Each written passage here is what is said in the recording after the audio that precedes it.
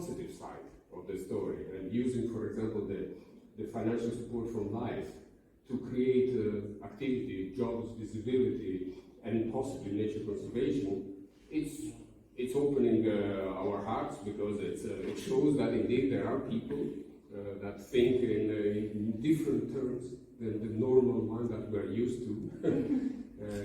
So yes, of course, you will need structures and infrastructure in your municipality. This is, but you also understood that you have a value that has been given to us for free, and that we have a particular sort of responsibility.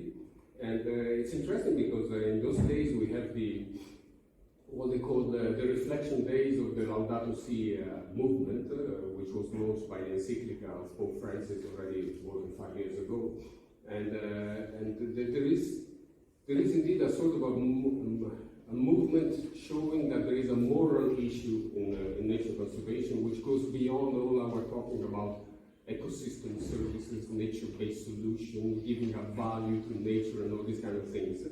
It shows us that we have a sort of an inner moral obligation to go that way.